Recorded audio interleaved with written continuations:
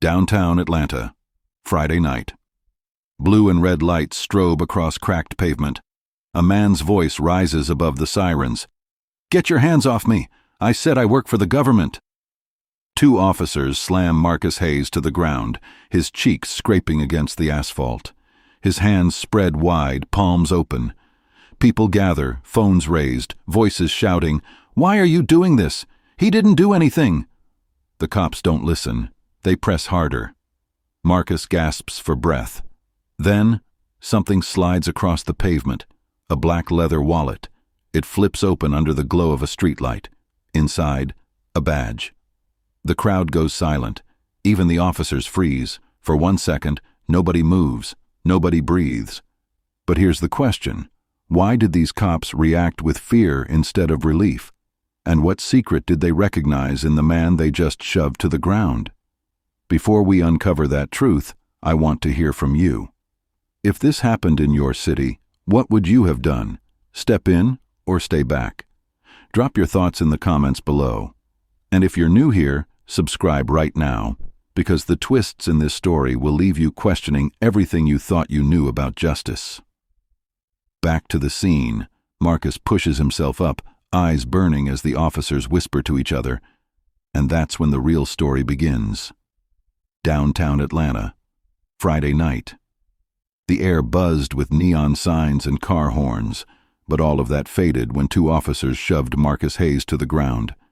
His arms smacked against the pavement, his skin scraping raw on broken concrete. "Stop resisting," Officer Carter barked, pressing a knee into his back. But Marcus wasn't resisting. His voice cracked through the chaos. "I said I work for the government," bystanders shouted back. Someone screamed, "He didn't do anything!" Another voice yelled, "Get off him! He can't breathe!" Phones hovered high, recording every second. The weight of both officers bore down, grinding him further into the asphalt. Then, suddenly, something slipped free from his jacket. A black leather wallet. It tumbled to the pavement and slid under the glow of a flickering streetlight. When it landed, the flap fell open. Inside gleamed a badge. An FBI badge. The crowd gasped. A few people even cheered, thinking justice would finally tip in Marcus's favor. But then something strange happened. The officers froze. Not in respect. Not in shame. But in fear. Their eyes locked on the badge. Carter's face went pale. Mitchell leaned in close, whispering something sharp, low, almost frantic. Marcus lifted his head, blood streaking from his cheek. His eyes burned into theirs. "Now you understand who you just put your hands on." The silence in the street was deafening. Even the crowd stopped shouting. All you could hear were the buzzing streetlights and the hum of idling squad cars. But here's the chilling part. Instead of backing off, instead of apologizing, the officers didn't move. They just stared at Marcus like they had seen a ghost. Why? What did they know about Marcus Hayes that made them hesitate, not with guilt, but with terror? Let me pause and ask you this. If you were standing there that night watching this scene unfold, what would you have done? Stepped in, or kept your distance? Drop your answer in the comments. I'm reading every single one. Back on the street, Carter's hand trembled against his holster. Mitchell glanced nervously toward the crowd of recording cell phones.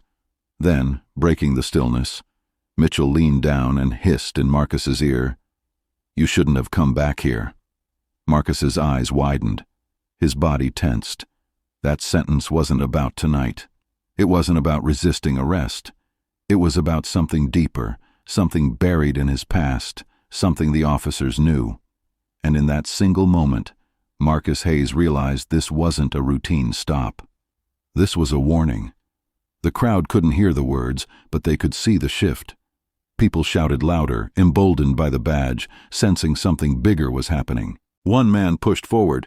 "He's FBI! You're on camera! Let him go!" The tension snapped like a wire pulled too tight. Carter yanked Marcus up roughly by the arm. Mitchell grabbed the badge off the ground, staring at it longer than necessary, his knuckles white. "Call the sergeant," Mitchell muttered. Carter frowned. "Right here? With all these people watching?" Mitchell didn't answer. He just kept staring at the badge as if it carried more weight than anyone in that crowd could possibly understand. Marcus wiped the blood from his cheek, his voice steady now, low and cutting. "You've already made the mistake. Calling your sergeant won't undo it." The crowd erupted, half cheering for Marcus, half shouting at the cops. Phones moved closer. Someone yelled, "Name and badge numbers, we got you!" But Marcus wasn't looking at the crowd anymore. He was locked on Officer Mitchell, trying to read the man's eyes. He saw fear, he saw anger, and he saw recognition. And in that instant, Marcus knew. Mitchell wasn't surprised because he had assaulted a federal agent. He was surprised because he knew exactly which federal agent he had just laid hands on. That knowledge burned between them like an unspoken secret, and that's where this story begins. The crowd pressed closer, the ring of glowing phone screens casting harsh light on the scene. Voices splintered, some fueled by outrage, others by fear. "He showed you his badge. Let him go. This is harassment. We got it all on video." But not everyone shouted in Marcus's defense. A woman in a denim jacket whispered to her friend, loud enough for others to hear, "If he's really FBI, why didn't they recognize him right away?" The seed of doubt spread quickly. Some bystanders started second-guessing, their voices shifting from support to suspicion. That's how it always happened. Crowds never spoke as one voice. Conflict layered on conflict, race, class, authority, trust. The injustice was clear, but the uncertainty, the unknown, kept everyone on edge. Marcus straightened, blood still streaking his face. His gaze swept the crowd. Dozens of lenses stared back, capturing him from every angle. He knew this video could either save him or destroy him, depending on what happened next. Officer Carter barked over the noise, his words sharp as a blade. "Back up! Everyone back up or you'll be arrested!" But the crowd didn't move. A teenager in a Braves cap pushed forward, his voice cracking as he shouted, "You can't touch him! He's FBI!" Mitchell turned sharply toward the boy, anger flashing in his eyes. For a split second, the officer looked ready to lunge. Marcus caught the glance and stepped forward. "Don't! Leave him out of this!" The words weren't shouted. They were delivered calmly, firmly, with authority, and the crowd heard them. For the first time, Marcus Hayes wasn't just a victim pinned down on the pavement. He was someone commanding the scene, standing toe-to-toe with the men who had just assaulted him. But control is fragile. One spark, and the crowd could ignite into chaos. That's when a bottle flew. It shattered near the squad car, glass exploding across the street. Gasps rippled through the onlookers. Someone screamed. Carter's hand darted to his weapon. The energy shifted instantly, from protest to panic. People shoved each other, trying to step back without losing their chance to record. And in that chaos, Mitchell muttered again, just loud enough for Marcus to hear, "We shouldn't be standing here arguing. We should be waiting." Marcus froze. Waiting. Waiting for what? Or for who? He scanned the street, eyes narrowing as he caught the flash of headlights turning the corner. Another police cruiser rolled in, siren wailing before it cut off with a sudden silence. The crowd hushed. All eyes shifted to the new arrival. The driver's side door opened slowly. Boots hit the pavement, deliberate and heavy. A tall man stepped out, broad shoulders, clean uniform, stripes on his sleeve. The sergeant. And with him, everything was about to change. For the crowd on that Atlanta street, Marcus Hayes was just another man caught in the wrong place at the wrong time. But Marcus was far from ordinary. His story stretched far beyond the flashing lights and broken pavement of that night. Marcus Hayes, 38 years old, born in Baltimore, the son of a steelworker and a nurse. He grew up watching his father come home with hands blistered and raw, and his mother still in scrubs after a 12-hour shift. Hard work wasn't a choice in the Hayes family. It was survival. But Marcus's childhood was marked by something else too. Silence. The silence of unanswered questions about a cousin who disappeared after a traffic stop. The silence of neighbors whispering about cases that never made it to trial. By the time he was 16, Marcus had already made a choice. He wasn't going to live in silence. He was going to force answers. He graduated from Morgan State University, then joined the bureau straight out of Quantico. For years, he built a reputation as the man who took on the cases others wanted buried. Civil rights cold files, racially motivated assaults that local departments had swept under the rug, those were Marcus's specialty. But his work came at a cost. Marcus married young, a teacher named Denise. They had one child together, a daughter, Alyssa, bright-eyed and fearless. But the long hours, the secrets, the weight of cases that seemed impossible to crack, it tore the marriage apart. Denise moved to Virginia with Alyssa, and Marcus stayed in Baltimore, chasing justice the way some men chase ghosts. Every weekend, Alyssa would call him, sometimes to talk about homework, sometimes just to hear his voice. And Marcus, no matter where he was, always answered. He once told her, "If you ever call and I don't pick up, you keep calling. Because if I don't answer, it means something's wrong." That line stuck with her. It would come back later when she least expected it. But on the night in Atlanta, Alyssa didn't know her father was lying face down on the pavement. She only knew he'd been working a case that had consumed him for months. A case tied not to one man, but to an entire system. It started with an old file. A black teenager who vanished in 1998 after leaving a high school football game just outside Atlanta. Witnesses claimed they saw him pulled into a squad car, but no report was ever filed, no evidence logged. The case went cold in weeks. Marcus couldn't let it go. He dug through sealed records, old interviews, missing reports, and the deeper he looked, the clearer it became. Someone inside the department had buried the truth. That's what brought him to Atlanta. That's why he was there, walking the city streets that night. And maybe, just maybe, that's why Officers Mitchell and Carter reacted the way they did. Because this wasn't a chance encounter. It was something else. Back on that street, Marcus stared at Mitchell, and for the first time he remembered where he'd seen that face before, not in person, but in a file photo. A file connected to the very case that brought him here. But before he could confront him, before he could speak the words forming on his tongue, the low growl of another police cruiser broke the moment. The sergeant had arrived. Marcus's badge gleamed in the harsh glow of a streetlight, but the shine didn't bring safety. It brought silence, an unnatural silence, the kind that prickled on the back of your neck. Carter shifted uncomfortably, glancing at the crowd of phones recording from every angle. He wanted to retreat, to let the night fade away. But Mitchell stood firm, his eyes locked on Marcus with something darker than duty. Marcus noticed the look. It wasn't shock, it wasn't guilt, it was recognition.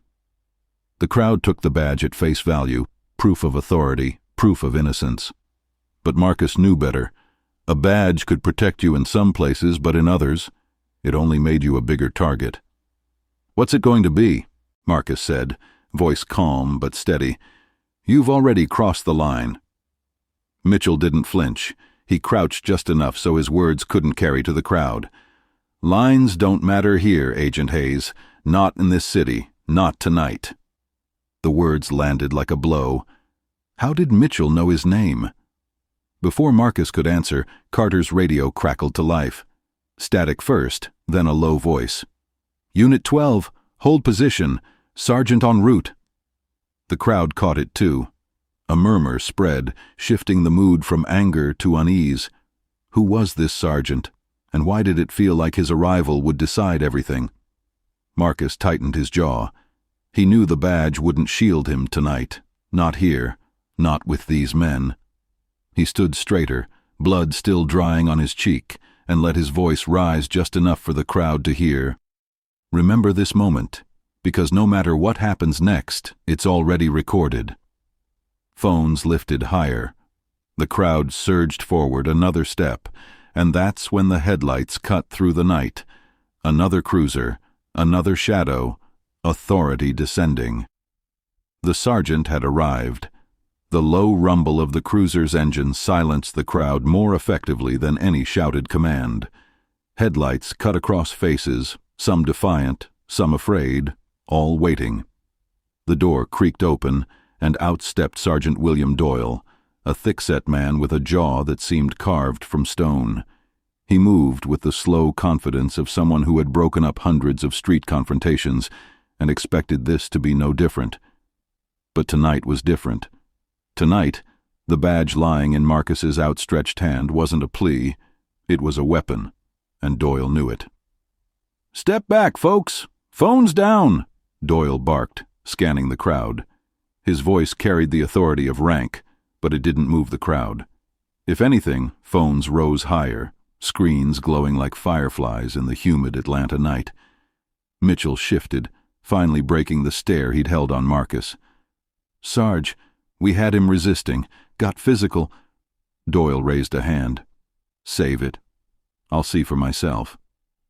His gaze dropped to Marcus, still standing tall despite the shove that had bloodied his cheek. Doyle's eyes flicked to the badge. He didn't reach for it.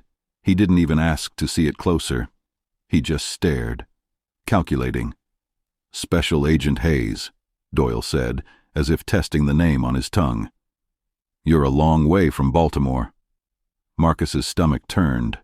Doyle wasn't surprised. He already knew who he was. "How do you know my name?" Marcus asked, his voice low. Doyle ignored the question. He stepped closer until Marcus could smell the faint trace of stale tobacco on his breath. "You need to walk away from this, Agent," Doyle murmured, just loud enough for Marcus and the nearest phone mics to catch. "This isn't your fight." The crowd bristled. Someone shouted from the back, "Not his fight! You just threw him on the ground!" The chant started again, louder this time. "Justice! Justice! Justice!" Marcus kept his eyes on Doyle. "If it's not my fight, then whose is it?" For a fraction of a second, Doyle's mask cracked. Something flickered in his eyes, a recognition Marcus had seen before in men who knew too much, men carrying secrets that weighed heavier than body armor. The radios on every officer's chest crackled again. This time the voice was clipped, urgent. "Unit 12, situation at Peachtree and Auburn escalating. Do you require backup?" Doyle's hand hovered over his mic. He didn't answer. Instead, he turned to Marcus, voice sharp and final. "Agent Hayes, I'm giving you one last chance. Walk away. Tonight never happened." The crowd gasped. Phones zoomed in. Doyle's words weren't orders. They were a threat, wrapped in the language of choice. Marcus felt the weight of every eye, every camera, every heartbeat pounding in sync with his own. If he backed down now, the story would vanish into rumor and shadow, just like the cases he had spent his life digging up. And yet, if he pushed back, he wasn't sure he'd walk away at all. For the first time that night, Marcus hesitated. His instincts screamed at him. Something wasn't right. Doyle's knowledge, Mitchell's recognition, the way Carter avoided eye contact, it all connected to something deeper, something bigger. Then, out of the corner of his eye, Marcus caught it. A figure at the edge of the crowd, standing still while everyone else swayed and shouted. A man in plain clothes, arms crossed, watching with too much interest. And in his hand, just barely visible in the glow of a passing car, another badge, not police, not FBI, something else. Marcus's pulse quickened. He didn't know yet who that man was, or why he was there. But he knew this. Whatever was happening tonight, it wasn't chance. The sergeant's arrival wasn't the end of the conflict. It was only the beginning. The crowd's chants echoed in Marcus's ears long after they began to blur together. "Justice! Justice! Justice!" The rhythm throbbed like a heartbeat, but Marcus's mind was elsewhere, locked on the man in the crowd with that second badge. He knew he couldn't confront him yet. Not here. Not with Doyle breathing down his neck and Mitchell itching for an excuse to strike again. But that glimpse had confirmed what Marcus already suspected. Atlanta wasn't just another case file. This was the case, the one that had pulled him south, away from his office, away from his daughter, away from sleep. It started with a boy named Terrence Walker, 17 years old, vanished in 1998. Terrence had been the kind of kid teachers talked about, quick with a smile, always helping younger students carry their books.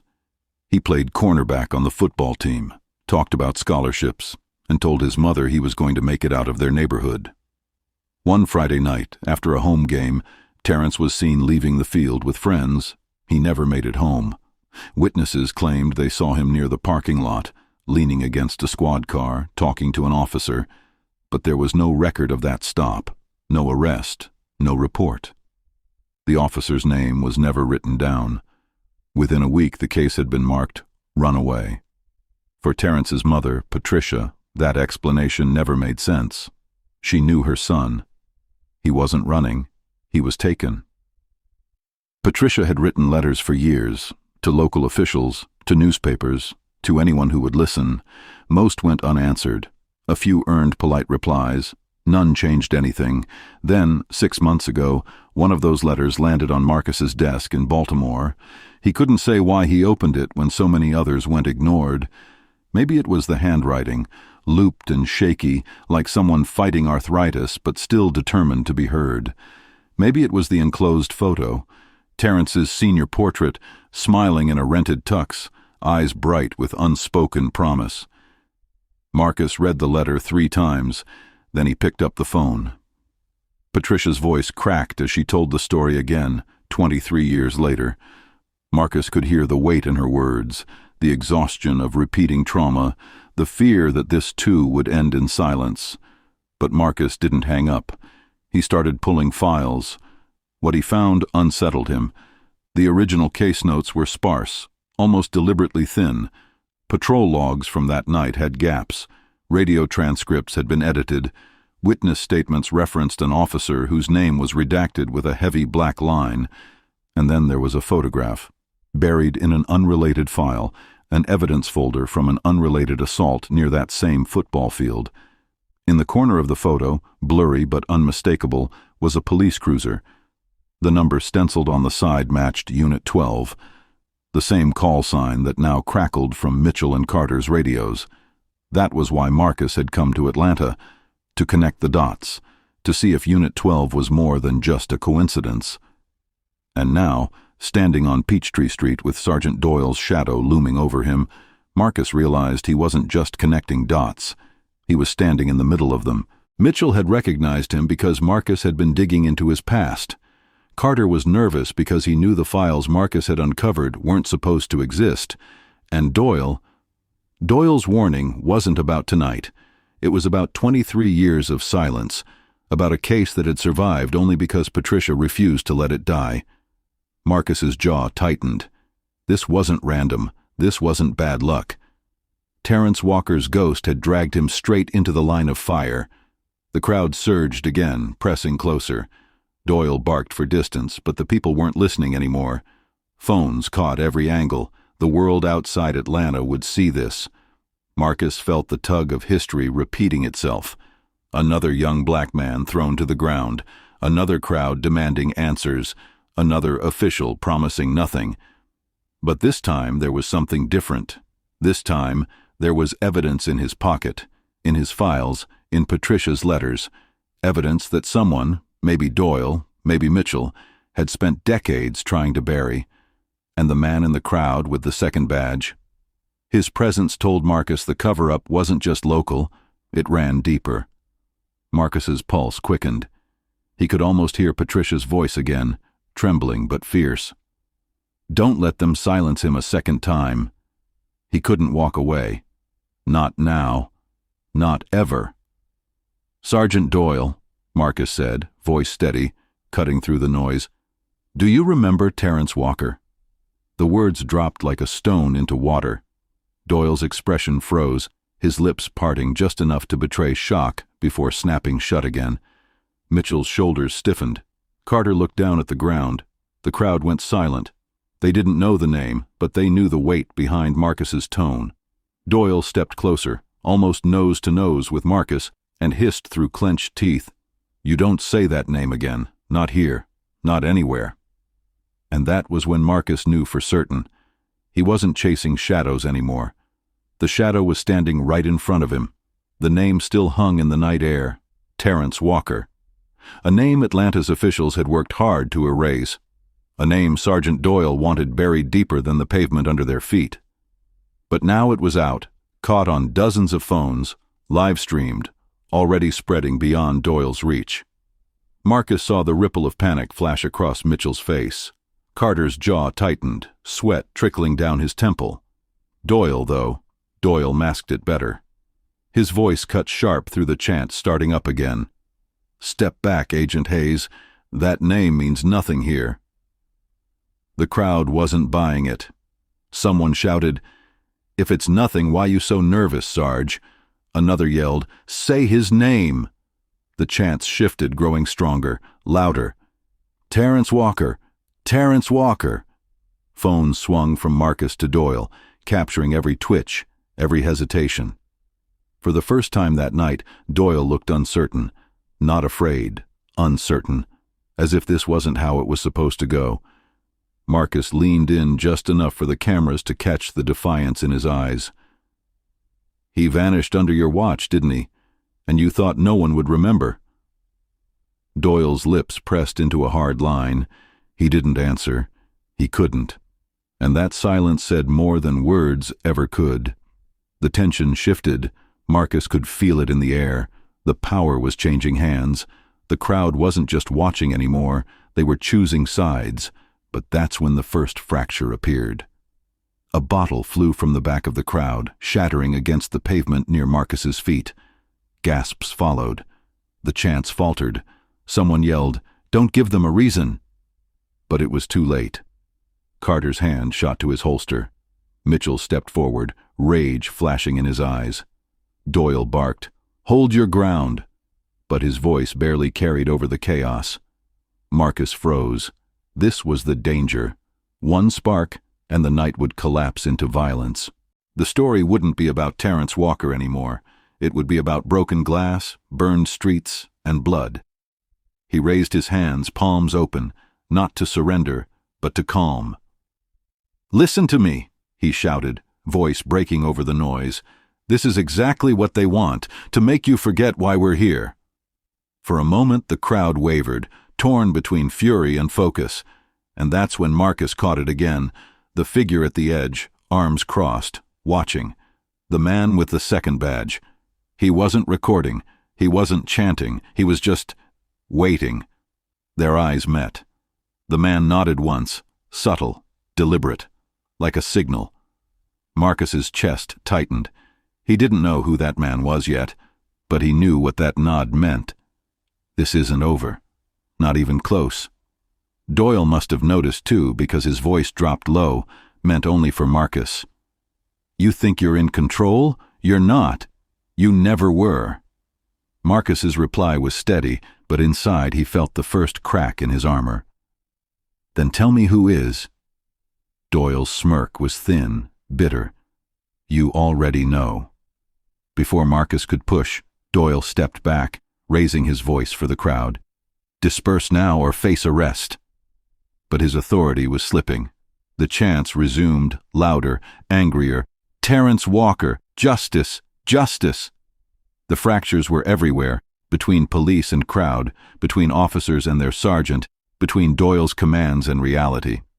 And somewhere inside those fractures, Marcus knew, was the truth. But truths have consequences, and the deeper he dug, the more dangerous the cost became. Quick question for you. When a system cracks, do you push harder to break it wide open, or step back before it collapses on you? Comment below with your answer. The chants rattled the street. "Terrence Walker! Terrence Walker!" The name Marcus had spoken into the night had taken on a life of its own, echoing through voices, screens, and live streams. But for Marcus, the sound triggered something else. An unease buried deep, clawing its way back to the surface. He'd said Terrence's name dozens of times over the last 6 months, combing through Patricia Walker's letters, police records, and files buried under red tape. Yet tonight, something about hearing it shouted by strangers tore open a memory he hadn't wanted to revisit. Not from the case, from his own past. Baltimore, 1998. Marcus was in college, 21, full of raw ambition. His cousin Aaron had convinced him to take a road trip down south for a football game. "Atlanta's got energy, man," Aaron had said. "You'll love it." Marcus hadn't cared much for football, but he went anyway. A long weekend, a chance to get away. They ended up outside a stadium, Friday night lights, music blasting, fans flooding the parking lot. Marcus remembered standing near the bleachers, hearing laughter, the buzz of voices, and then a commotion. Police lights flashing, a group of kids being questioned near a cruiser. One of them, tall, lean, still in his jersey, was shoved against the hood. Marcus had frozen, not sure if he should intervene, not even sure what was happening. His cousin pulled his arm. "Don't get involved, man. Not our business." Marcus never learned the boy's name. He told himself it was just another incident, another face in a crowd he'd never see again. Until years later, when Patricia Walker's letter landed on his desk, and Marcus stared at the enclosed photo of Terrence, the boy in the tuxedo, the same boy he'd seen pressed against the hood of that squad car, the boy he hadn't helped. That's why the case haunted him. That's why he couldn't let it go. Because Terrence Walker wasn't just a name in a file. He was a ghost Marcus had carried in silence for 23 years. And now, standing face to face with Sergeant Doyle, Marcus realized Doyle knew it too. The sergeant's smirk wasn't about control. It was about recognition. "You remember, don't you?" Doyle said, voice low, meant for Marcus alone. "You were there." Marcus's stomach dropped. The crowd didn't hear it. The cameras didn't catch it. But the words sliced through him sharper than any shove or blow. Because Doyle was right. He had been there. He had watched Terrence taken. And he had done nothing. The fracture inside Marcus widened. For 23 years, he had believed he was chasing justice out of principle, out of duty. But now he saw it for what it was: atonement. Every case he'd fought, every cold file he'd reopened, every late night in an empty office. It wasn't just for victims. It was for himself. To silence the guilt of one night in Atlanta. And Doyle knew it. "You think you're different from us?" Doyle whispered. "You're not. You buried him too." Marcus's fists clenched, rage flooding his veins. But beneath the anger was something worse. Shame. The crowd surged again, chanting Terrence's name, unaware of the storm breaking inside Marcus's chest. He glanced at the edge of the street. The man with the second badge was still there, arms crossed, watching. This time, Marcus recognized the insignia faintly glinting in the light. Internal affairs. Not local. Federal. They hadn't come to protect Marcus. They'd come to see if he would confess. Doyle leaned closer, lips curling into a cruel half-smile. "Go ahead, Agent Hayes. Tell them the truth. Tell them you saw him and you turned away. See how long your badge protects you then." Marcus's vision blurred with fury. He wanted to strike, to shout, to tear the mask off Doyle's face in front of the world. But he couldn't. Not yet. Instead, he let the silence stretch, let the camera zoom in. Let the weight of the moment tighten like a noose. Inside, though, the first twist had already landed. The case wasn't just about Terrence Walker. It was about Marcus Hayes, about his failure, about the ghost of a boy he'd abandoned. And Doyle? He wasn't just hiding the truth. He was holding it over Marcus's head. The crowd only saw two men locked in a silent standoff, Marcus Hayes and Sergeant Doyle. But beneath that stillness was a storm. Marcus's chest burned. Doyle's words echoed like gunshots in his skull. "You were there. You buried him too." Every instinct told him to strike back, to rip off the sergeant's mask and drag his sins into the light. But Marcus knew the trap. Doyle wasn't just baiting him. He was holding leverage. If Marcus lost control, Doyle would paint him as unstable, and the cameras would turn against him. So Marcus stayed still, every muscle tight, every breath deliberate. Doyle's smirk deepened. "Thought so," he muttered. "You won't say it, because if you do, you lose everything." Phones flashed. The chant surged again. "Terrence Walker! Justice! Justice!" The sound should have given Marcus strength. Instead, it pressed on him like a weight. They were chanting for justice. But none of them knew the truth, that their hero had been a bystander once, that he'd carried silence as heavy as any badge, and Doyle knew it. "You think you can turn this crowd on me?" Doyle hissed. "Go ahead, but when I talk, when I tell them you were there, what happens then?" Marcus's blood went cold. He hadn't told anyone about that night. Not Patricia, not Alyssa, not even Denise during their marriage. It was his burden alone, or so he thought. But Doyle's eyes told him otherwise. Someone had been watching 23 years ago. Someone had remembered. The man at the edge of the crowd shifted slightly, uncrossing his arms. Internal affairs, still watching, still waiting. Marcus realized the truth like a punch to the gut. This wasn't just about tonight. They had been circling him for months. The fracture widened, and then another voice pierced the night, high-pitched, desperate. "Daddy!" Marcus's head snapped toward the sound. For a moment he thought his mind was playing tricks. But no, there she was, Alyssa. His daughter had pushed her way through the crowd, her eyes wide, her voice trembling. She wasn't supposed to be here. She lived 2 states away, but she was here, and Doyle saw her before Marcus could move.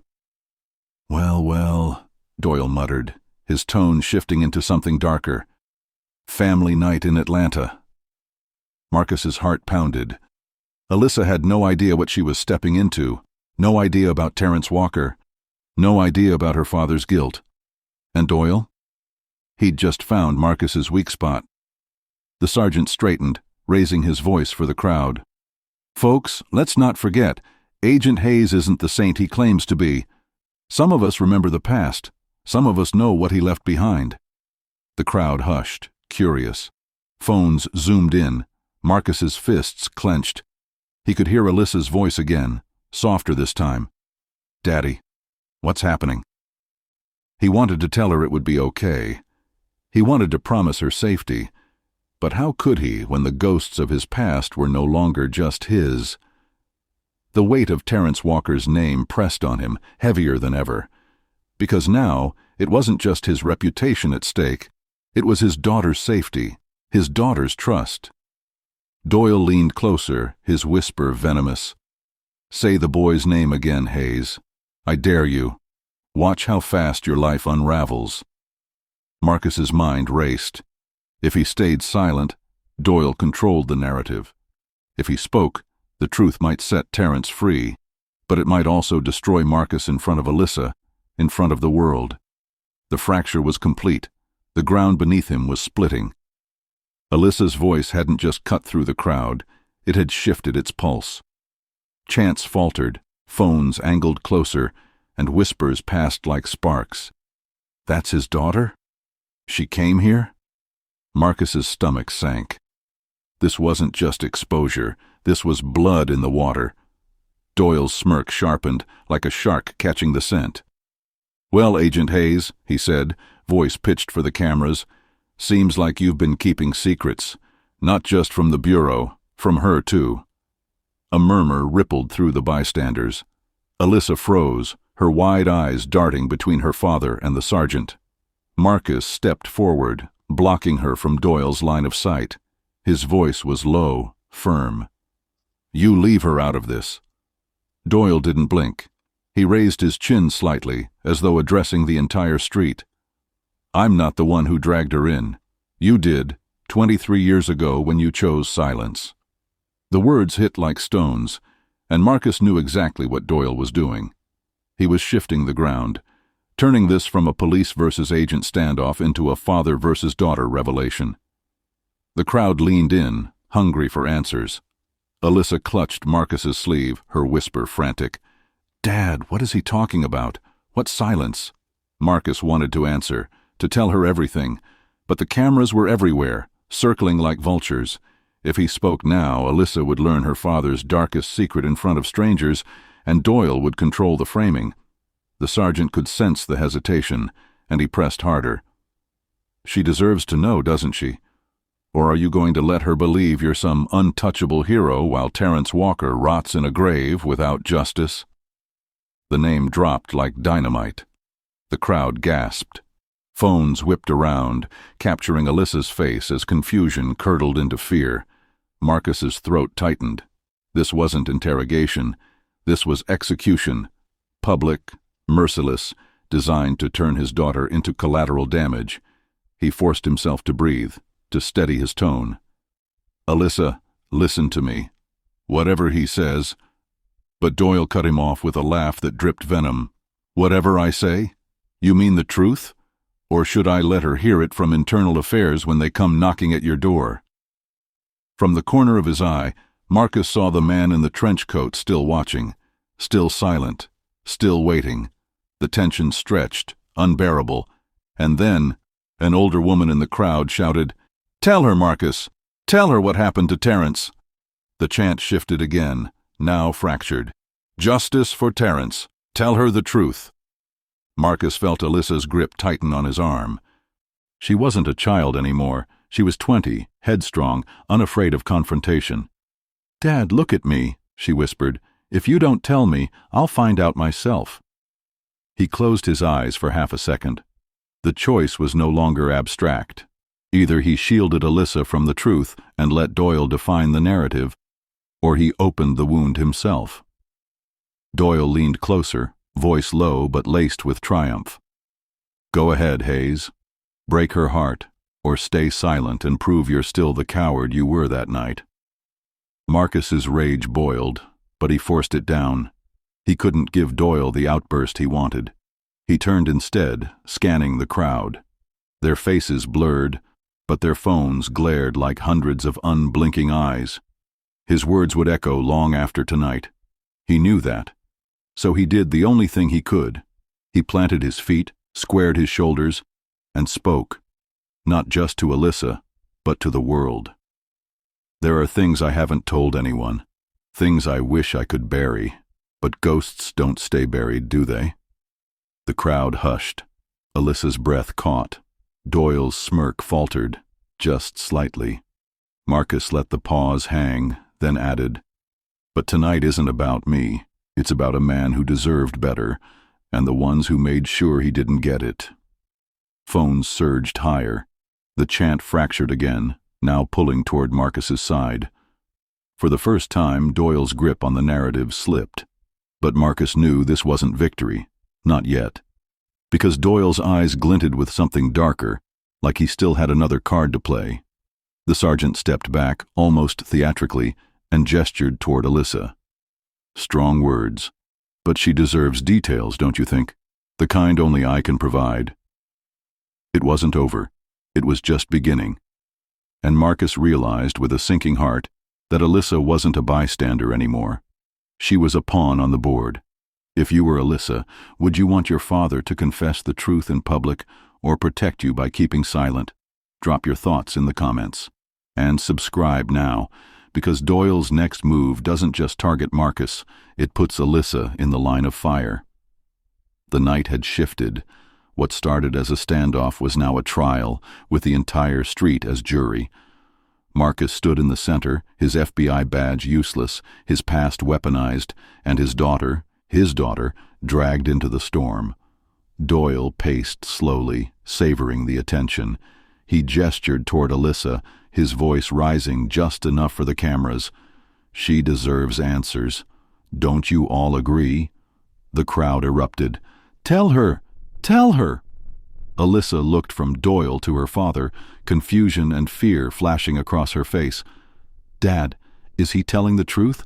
Were you there when Terrence Walker—" Marcus cut her off, his tone low but firm. "Alyssa, not here. Not like this." But Doyle seized the hesitation. "Not here. Not like this. Hear that, folks? The man of the hour still hiding, still letting someone else take the fall." The words struck, feeding the crowd's anger. A chant rose. "Truth, truth, truth." Phones zoomed closer. Flashlights from bystanders lit Marcus and Alyssa like a stage, and Doyle knew it. He was staging a public crucifixion.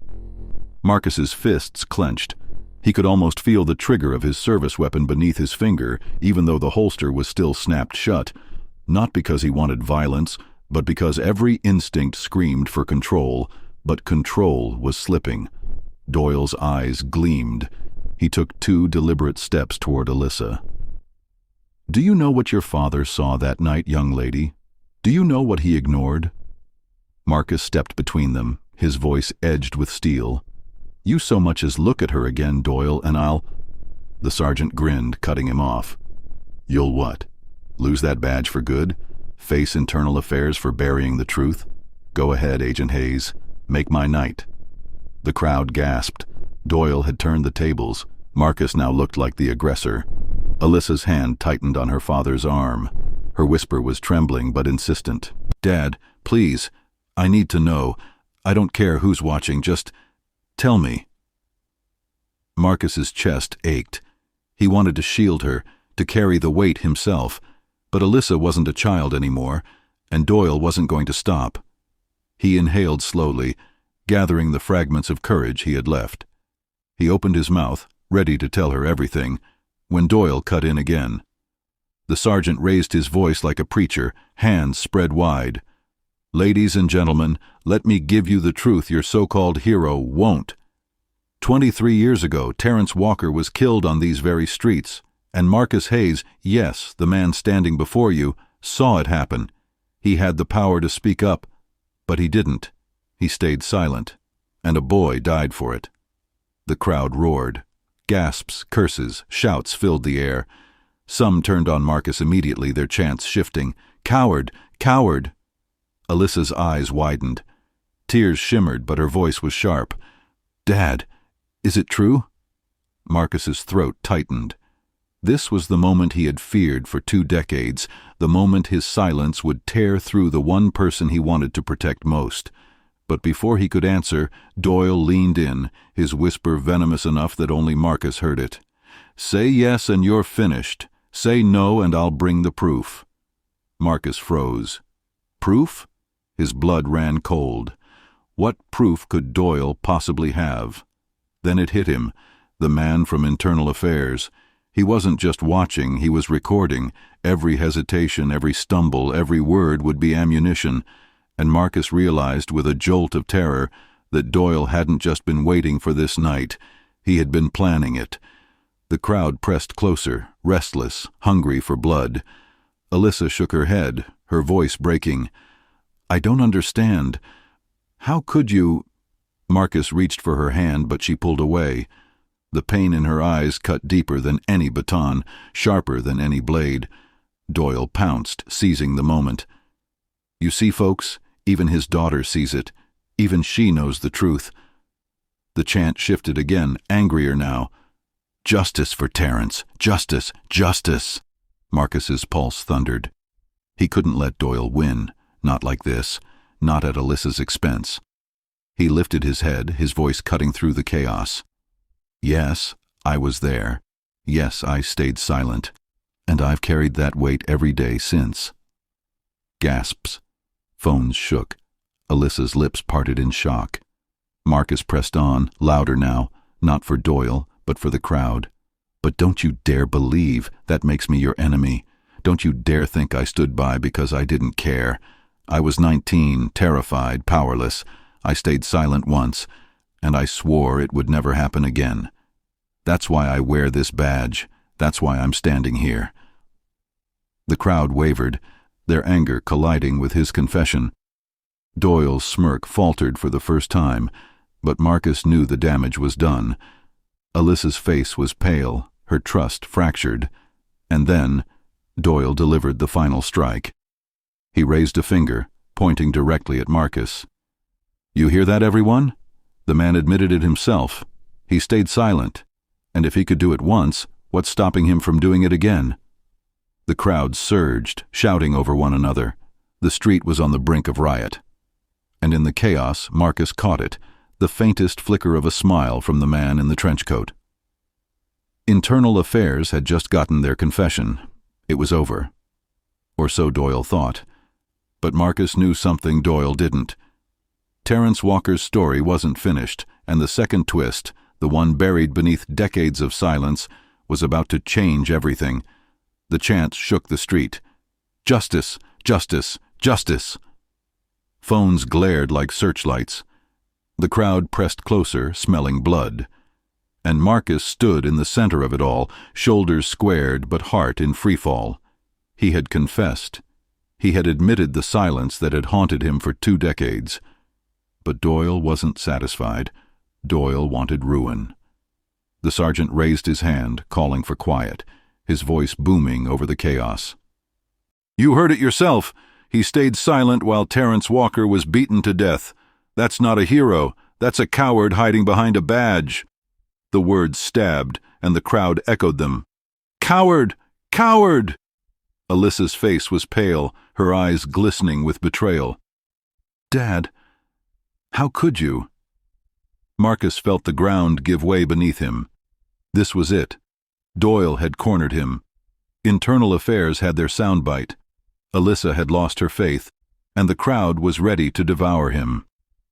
Unless he stopped letting Doyle control the narrative. Marcus drew in a long breath.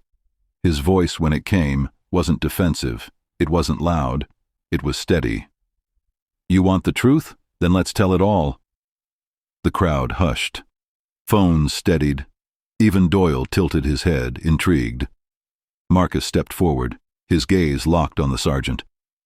"Yes, I was there when Terrence Walker died. Yes, I stayed silent. But not because I wanted to. Because I was 19, handcuffed by fear, by power I didn't understand, and because the men who killed him weren't strangers." A ripple ran through the crowd. Doyle's smirk faltered. Marcus's eyes narrowed. His voice sharpened like a blade. The man who gave the order that night, the one who made sure Terrence never saw justice, was standing right where Doyle is now. Gasps tore through the night. Doyle's face twitched just for a moment before snapping back into a mask of arrogance. Lies. Desperate lies from a man trying to save face. But Marcus pressed on, each word hitting harder than the last. "You called me a coward for staying silent. But you? You were more than silent. You were complicit. You were the one in uniform when they dragged Terrence down. You were the one who told me to walk away if I wanted a future." The crowd erupted. Shock, rage, disbelief. People turned their phones from Marcus to Doyle, zooming in on his tightening jaw. Alyssa's breath caught. "Dad, are you saying—" Marcus nodded, his voice breaking for the first time. "I didn't speak because I thought I'd be next, because Doyle made sure of it. He buried Terrence, and he buried the truth along with him." For the first time all night, Doyle's mask cracked. His smirk slipped into a snarl. "Careful, Hayes. You're treading on dangerous ground." Marcus didn't flinch. "No, Doyle. You are." Phones rose higher, capturing every flicker of panic in Doyle's eyes. The chant shifted violently, splitting into 2 warring sides. Justice for Terrence, colliding with "Lock him up." Alyssa's tears spilled, but her voice carried strength. "Why would you protect him all these years? Why not come forward sooner?" Marcus's answer was heavy but clear. "Because Doyle had the power. I was nobody back then. If I'd spoken, I would have been buried right alongside Terrence. But tonight—" He raised his voice, addressing the crowd. "Tonight, you've all seen it with your own eyes. The same man who brutalized me hours ago was the same man who silenced Terrence Walker 23 years ago." The street exploded. Some screamed in fury, others in shock. But no one doubted the weight of Marcus's words. The man from Internal Affairs finally stepped closer, his expression unreadable, his phone still recording. Marcus caught his eye and knew the investigation wasn't just about him anymore. Doyle was on the hook, too. Doyle, sensing the shift, lunged forward, grabbing Marcus's collar. His voice was a venomous hiss. "You think this crowd will save you? You think the Bureau will back a traitor like you?" Marcus didn't resist. He stared Doyle dead in the eyes. "I don't need saving. I need the truth. And tonight, Doyle, the truth is no longer yours to bury." The sergeant froze, realizing too late that the entire crowd had captured the moment. Every phone, every angle. The world had just seen him lose control. Marcus straightened his shoulders, his voice carried like thunder. Terrence Walker deserves justice, and if I have to burn my own badge to get it, I will. The chant shifted again, unifying for the first time. Justice for Terrence! Justice for Terrence! Doyle's face paled. The tide had turned. But Marcus knew this wasn't victory. It was escalation. Because Doyle wasn't the kind of man to go quietly. And the shadows that had protected him for decades, they weren't done yet. The crowd roared. Alyssa clutched her father's arm. And somewhere deep inside, Marcus felt the chains of silence breaking, while new ones, heavier and darker, were already being forged. The revelation struck like lightning. The crowd fractured, half chanting Marcus's name, half demanding Doyle's arrest. People surged forward, some throwing bottles, others screaming into phones, live streaming to thousands. Doyle barked for backup, but Carter hesitated, his knuckles white around his baton. Even he wasn't sure anymore who the enemy was. Marcus pulled Alyssa close, whispering, "Stay behind me. Whatever happens, stay behind me." She nodded, trembling but resolute. Then, sirens. More cruisers screeched onto the block. Officers spilled out, forming a shaky perimeter. Some aimed their weapons toward Marcus, others toward the furious crowd. The night was seconds away from breaking into riot. Doyle shoved past Marcus, shouting into his radio, "Arrest him! Arrest Hayes!" But no one moved. The officers glanced at one another, waiting. Their hesitation was louder than any order. For the first time in decades, Doyle's authority cracked. The man from Internal Affairs stepped forward, finally dropping the facade of silence. He held up his phone. "Already sent. The Bureau has everything, every word, every assault. This doesn't end with you giving orders, Sergeant. It ends with you explaining yourself." The crowd roared, half in triumph, half in fury. Phones were still rolling, capturing Doyle's face as it drained of color. Marcus spoke, not to Doyle, but to everyone watching. "This city's been silenced too long. You want justice? Don't wait for someone else to hand it to you. Demand it. Hold them accountable. Every one of them." The chant surged louder. "Justice for Terrence! Justice for Terrence!" But Doyle wasn't finished. Rage twisted his face. In a final act of desperation, he reached for his weapon. The crowd screamed. Officers tensed. Marcus moved first. He shoved Alyssa aside, stepping into Doyle's line of fire. Their eyes locked. Two men bound by a night decades ago, now facing their reckoning. "You pull that trigger, Doyle," Marcus said, his voice steady, "and the whole world sees exactly who you are." Doyle's hand trembled. His finger hovered on the trigger. But the weight of 100 cameras, the fury of the crowd, the watchful stare of Internal Affairs, it was too much. Slowly, reluctantly, Doyle lowered the weapon. The crowd erupted, chanting louder than ever. But Marcus didn't feel triumph, only exhaustion. Because this wasn't the end. It was only the beginning. Backup officers stepped forward at last, not toward Marcus, but toward Doyle. They stripped his weapon, pulled his arms behind his back. The crowd went wild. Some cheered, others wept, others screamed that it wasn't enough. But they all recorded it. Doyle, the untouchable, in cuffs at last. Alyssa clung to her father, still shaken, but stronger now. Her voice was soft, but certain. "You did it, Dad. You broke the silence." Marcus shook his head. "No, the silence broke me, and it almost broke us." But as he looked at her, he saw something in her eyes, understanding. Pain, yes, but also a flicker of pride. Hours later, the streets had thinned. Doyle was gone, dragged into the system he once controlled. The crowd dispersed in fragments, still chanting Terrence Walker's name. Marcus sat on the curb, Alyssa beside him. The weight of the night pressed heavy. He had told the truth. He had survived, but at what cost? The man from Internal Affairs approached. his trench coat still immaculate, his phone finally pocketed. "You did the right thing tonight, but don't think for a second this clears you. You confessed too. And the Bureau, they're not in the business of forgiving." Marcus looked up, weary but unflinching. "I'll take whatever comes, as long as Doyle doesn't walk free." The man studied him, then leaned in close. "Doyle was never the only one. You know that, don't you?" Marcus froze. Alyssa's grip on his hand tightened. The man's whisper was cold, final. "Terrence Walker's death was just the beginning, and the names on the list, you're not ready to see them." He turned and walked away, leaving Marcus staring into the night. The silence returned, but this time it wasn't empty. It was a promise, a warning, a shadow of battles still to come. Marcus looked at Alyssa, his voice hoarse. "We're not done, not by a long shot."